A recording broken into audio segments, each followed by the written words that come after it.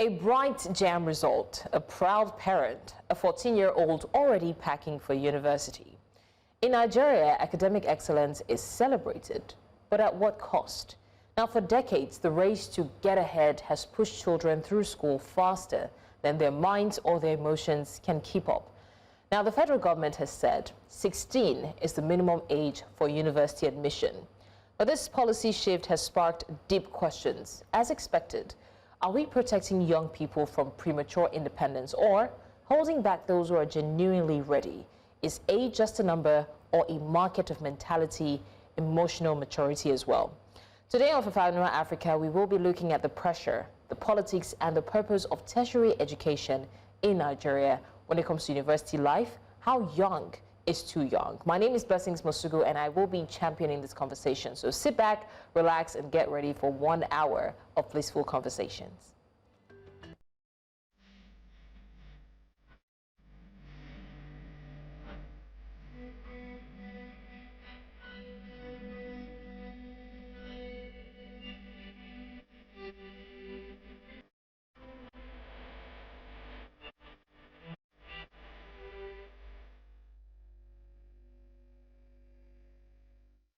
From skipping classes to entering university at 14, young Nigerians have long faced silent pressure to grow up fast. But real maturity isn't just about passing exams or getting into the university. It's about surviving life outside the classroom. So how you behave, how you can survive, and what you do beyond academic excellence. So we ask, should academic brilliance be the only green light to university life? Or do we need to slow down and look deeper at readiness, resilience, and real-world responsibility? Because when we conflate test scores with life preparedness, we risk sending smart kids into adult spaces that they're not ready for. So we'll talk about it. It's not about to be a monologue. I have guests who will be joining us to dissect this conversation. Joining us today is Bashiru Saheed Abiodun, Deputy Registrar Admissions, Westland University, Osun State, who's joining us all the way from Abuja. Thank you so much for joining us.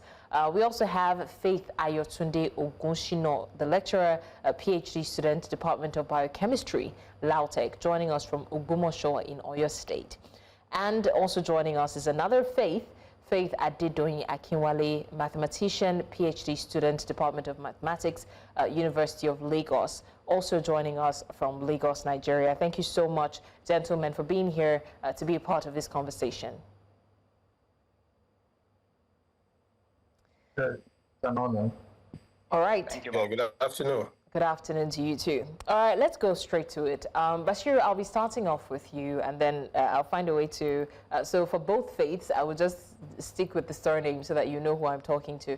So Bashiru, when you first heard about the 16+ rule, what was your reaction to that? Does age really determine readiness, or is it the other way around? Thank you very much. You see, the 16+ policy by the government, I think is a better way to go by, because as you have said during your introduction, where you said how are the students prepared to join the university where we believe should be a place for the adults. You see, by the time you look at the years where they are supposed to start their education, the Western education, you see that the 16, let's say we are looking at age 5 or age 4, when you're starting your primary 1. So by that is 6 years for primary school and the 6 years plus the secondary school, making 15 to 16. I think that's the way to go by. In fact, when I was discussing with a friend in America, he said the minimum age is 18 years. And if you're not up to 18 years, you can't gain admission to university. And I think is a way to go by, because when you look at this brain development, you see that the model of knowledge that the brain can acquire determines how it develops. So you cannot just say somebody who is not up to certain age getting admission to the university, being exposed to some knowledge which is beyond the brain of such child, I think is going to get it wrong. We are not looking at this secondary school whereby they have a very close monitoring by their teacher. You know, they have class teacher. You know, at times they have department teacher and so on and so forth like that, where you have a staff room, they have this and that. But you know, at the university level, they don't have that. Even at the level of having a part advisor, you can only meet with the part advisor at the level of the association. So individual monitoring is not that too in-depth at the tertiary university level. So I believe that 16 years is a way to go by. It was announced last year because I was part of the JAM policy meeting last year when they said it should be 18. When one of the professors from, is it not Elizabeth University, was saying that you are bringing up a policy after writing the exam. And this thing has to come before writing the exam. So that was what brought about the issue of discussion here and there since last year to this year. So I think this minister has now finalized by saying the policy has come to stay and the 16 years has come to stay. And I believe it's a very good way to go, at least. With that 16 years, let's assume you don't have any, you are not being demoted or probably reading a class 2 times before you get promoted to the next class. And that's good. So by the time you graduate at the age of 16, God be with the student, you pass your O-level results and you're able to put in for your JAMB, and you score the required minimum tolerable point, then getting to university to read the 4-year program. At the age of 20, you're a graduate. I think that is a very good thing. Because the last year when the Professor Oloyede was saying that when a global survey recently conducted, he was saying that when we were holding the JAM policy meeting, that a global survey conducted across nation by an international organization described it that 9 years for basic education. So that 9 years is talking about the 6 years of the primary school and the 3 years of the middle school. According to I'm using the American pattern, where we have the middle school and the high school. So adding the 3 years to that, it will make a kind of 15 plus, because by the time a child is getting into primary 1 at the age of 5, you know, in this our own settings, we have this KG, we have this all this kindergarten, all those things that you just have to follow through before you know, say, okay, your child is ripe to get into primary 1, age 4 or 5. So if a primary 1 student is within the age of 4 or 5, the level of adapting to the knowledge being taught, the level of assimilation, I believe he or she would have arrived to the certain level to get what is being taught. But I want to just, let me, for the sake of time, I want to accept the submission that 16 years plus is a good development for Nigeria. I think from there we can always, let's have a monitoring team whereby the schools should monitor the age they are admitting students into their secondary school, so that you, at least, it's so funny to me when they said they are now asking for NIN of a very young child of age, primary school, which is good. So okay, that will monitor the age. Okay. Very good thing. All right. Very quickly, I want to get the other gentleman's perspective on this so we can proceed. So let me ask Faith Ayotunde-Ogunsina, what emotional or psychological risks do younger students stand to face when they're admitted too early into the university system? Because a lot of parents are just looking at the, academic intellect. They're not looking at the readiness, behavioral, societal of those children. So what are the risks that they stand to face? All right. Good afternoon, everyone. There's a lot of emotional risk involved in getting students younger than 18 to tertiary institution, and peer pressure and influence is one of the most important risk factors that needs to be considered. Currently there's the advent of cybercrime, and we see the rate at which young people are going into that crime. If you trace the roots, most people encounter such at the university level during their stay in school. So a 16-year-old child is not fully mature, if we are being honest with ourselves. And for me, I support that policy. And things we've been seeing in my own institution, with students of less than 20, the kind of atrocities, you want to wonder that while we were growing up, while we were getting admission to school. We're also young. I got admission at the age of 16, but these students, they can't even, some of them, their parents have to follow them for registrations to show the level of immaturity that comes to them. Now imagine a 16-year-old being in class with a 26-year-old, a 24-year-old. Such students really look up to that person as a big brother figure. And if God will not help such students, if such influence is not good, that can lead to the case of cultism, white partying, cybercrime, and a whole lot. Younger child might not be able to, they don't have independent thought process, and they might want to experiment what others are doing. So it's a very huge risk factor that parents are not actually considering. And I don't think this policy is a new policy. It has been in existence for a while. I remember one of my friends had to stay at home for a year because he was 15 when he finished secondary school then. And right now he's done with it. In fact, he's working one of the financial institutions in Nigeria. So my counsel is that we not just consider fast finishing of education, but also the emotional and psychological damage that comes with it. Thank you. All right, thank you so much, Faith Ayotunde-Ogunsina. Let me move to the other Faith now, Faith Adedoyin-Akinwale.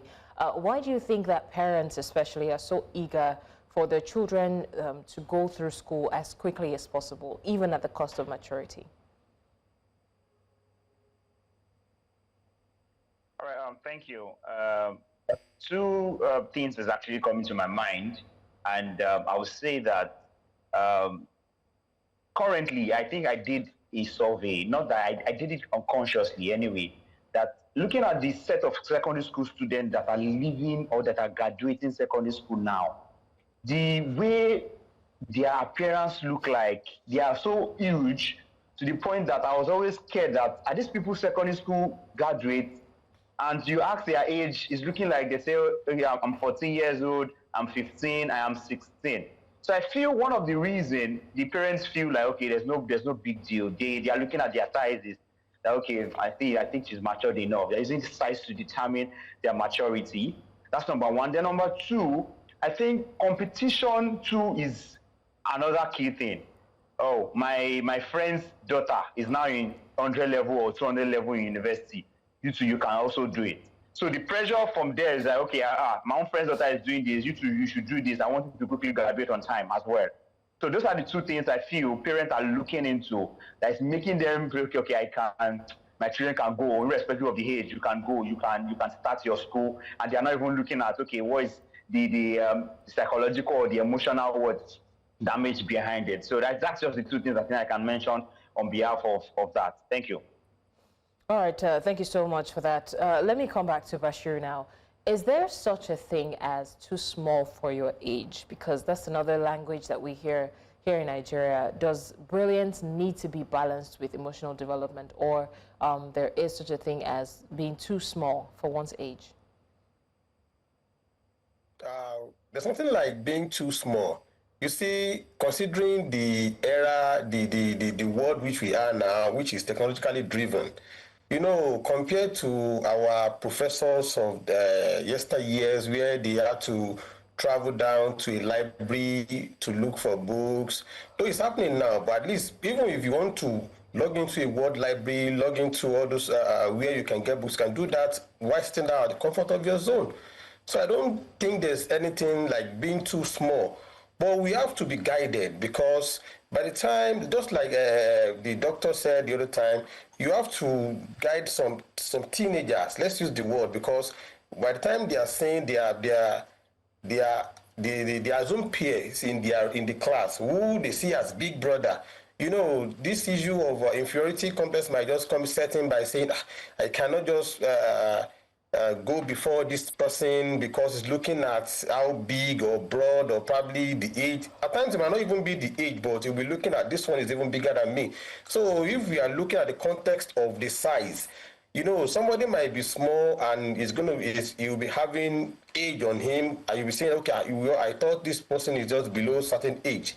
Nothing like too small at all, because we need to really catch them young. But that does not mean that we just have to push them into the school just like that. Just like somebody who going admission into a university in Germany, why she want to study nursing, and by the time they look at the document, they saw that the person actually graduated from Nigerian school at the age of 12, and they have to be worried that how can that be possible. In fact, they wrote Nigerian government why they channeled the letter to the JAMB officer. How are we sure that this person actually graduated from this age of 12? So when she started at primary school, KG school, and all that? So the issue of being too small, it all depends on the context of how you want to place it. But I believe 16 years is a very good age which we can use as a benchmark for, okay, at least you must be 16 before you graduate from a secondary school. So all schools will now have to incorporate the necessary knowledge, necessary learning skill, necessary accessory to expose to all those students that, okay, by the age of 16, you should be ripe to go to a university. If we are looking at the difference of this 16 and 18, that has been the argument for like a year now or two. But the fact is that 16 is still very much okay considering the years the student will get into the school. Like I said earlier, the 6 years in primary school, the 6 years in secondary school is 12. Let's say 12 plus 4, that's 16. So at the age of 4, a child should be in primary 1. You know, I think it's okay. And I don't see anything being too small there. The fact remains that even at some point, the way you teach your children at home, even before they get to the school, they must have gotten some knowledge, which because some parents do believe everything lies with the school. You just have to leave your kids to the school. They are the ones to train them, to teach them. But when they get home, they just come home and sleep. So by the time if you also get involved in training your children at home, at least it will go a long way to help them. So there's nothing like being too small in my own context. Thank you. All right, thank you so much for that. Faith Ayotunde, back to you. What are some long-term effects, positive or negative, of entering university before turning 16 or at such early age? Well, entering university before 16 has both the pros and cons. And considering the eclectic academic calendar in Nigeria, you know, sometimes the school management having issue with the staff, has to strike here and there. That might cover up for, you know, that might be that might cover up for the number of years the student stays in school. But I didn't think that the school calendar is regular, and 4 years is 4 years. I don't think we will be having the discussion of factoring the strike factor into it. And part of the long-term, what's it called, con is that a student that gets, for me, my own ideology is university is a place whereby people pick different ideology, whatever it is that they want. And some of our leaders in this country are thought leaders. They formed their ideology while they were in the universities. And those that made mistakes while they were in school, we are still having the effect of whatever, we are still having the impact of their mistakes right now. Up to now, we'll not be able to tackle the issue of cultism, because the reason why the so-called fraternity was started is not what they are doing today. They have been derivation. And a student can be bullied into cultism because he or she is not, imagine a 14-year-old teenager in the university. Such students might not be able to stand his or her ground that, hey, I'm not doing this. Might not even be able to, you know, articulate words to report whatever challenges he or she is facing. And like Mr. Bashiru said, parents are now outsourcing training of children to institutions, to schools. And can we really blame them? We have to check the economic factor too. Now, the father and the mother, everybody is working, and just to keep the household running. So it's very detrimental on a long term and on a short term to the students. And one of the questions I used to ask is, where are we actually running to? Part of there's someone that one of my friends, when we were Premier 4, she was jumped to Premier 5, so she's now a year senior. When she was in SS2, that was in SS1, she wrote for it. She's not, but regardless of whatever PD process that our parents might have taken, I gained admission before, I finished school before, you know, and part of it used to say is that where were they rushing me to at the end of the day? Because such them might not have the mental, the psychological capacity to withhold the stress of life. Yoruba adage you say that you can have many clothes as the other, but you can't have as much rag as they do. That means experience comes with age. They are not too young to know anything, but there's some experience that it comes with age and you must just experience it. And we tend to deprive these children such experience if we rush them through school. We are rushing them into responsibility, into adulthood early. And that's why I say that most young people right now are messing up. They are using drugs, they are into alcoholism to cope with the issues of life. There are so many social vices attacked with this thing. A 22-year-old that just graduated by 24 thinking that he or she is miserable because he has not gotten a car, or there are some things that will come with maturity that you know that life is in process. So now they want everything short and fast. Thank you. All right, thank you so much for that, Faith Ayotunde-Ogunsina. Let me go to the other Faith Adedoyin-Akinwale, and ask this question before we go on a short break. What kind of social or academic support exists for such students, and shouldn't we be looking into that as opposed to enforcing gap years? Because I would say that, I mean, in much saner climes, I think that students who deserve to go to the next level do go to the next level. I do know that in some other countries, there are gap years here and there just to make up for it. But are there any form of supports that are given to students? We've seen students who are not even, in the secondary, tertiary conversation yet, especially in the north, and they're making beautiful inventions, making airplanes and things like that. So are there supports for extremely brilliant students who do not necessarily need to take gap years, but even if they do we have support system for those kinds of students? Okay, thank you. Before I will answer that question, I think I need to give my point of view about this 16-year-old of 18. And permit me to talk from a mathematics point of view, a mathematics student point of view. I think the federal government should have balanced it in such a way that, okay, formally it was 18, now we are dragging 16. I would have loved, or I would have suggested, if I had the opportunity, let's just be in the middle. Let's make it 17. So that we will just be like, okay, we are not too far from 18 and we are not too far from 16. So that's my own point of view. I needed to say that. I wish I was the person that answered the first question, but that's by the way. Then secondly, which is the question you highlighted, the gap, the proper social economic needs for students like that. First of all, from my own university, I don't think they have the resources for them, or proper care are provided for all those students. First of all, if I would even look at anything that would even aid or that will help students like that, I'm talking about 16 plus, they should have maybe a hostel separate from the general hostel, such a way that they will know that, okay, they still have their circle within that hostel.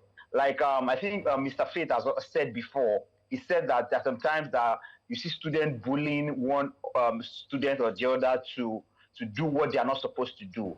But it will be fair on the student if they are seeing their age mates, 16 for 16 or 16 to 17, with having been in the same room. That can actually help the students to be free and to understand that, okay, they are in an academic section, but I still know that I know what I'm doing here in the higher institution. I think that's number one. Then number two, I think lecturers of now need to take trainings. Now, why do I say so? It's because in their own time, they never had issue of 16. In fact, some of them will see I gained admission when I was 20. I tried at JAM up to 3 or 4 times before I gained admission. They never had this issue of how they can think maybe maturely or immaturely. So lecturers need to be trained on. You have a small, like a 16-year-old student in your class. How do you attend to them? Some lecturers can walk you out. Maybe a child has never been walked out before, a child has never been humiliated before in the course of his own life, throughout his own stay. It can actually cause a pain or a trauma in that child that this thing has never happened to me before. I shouldn't,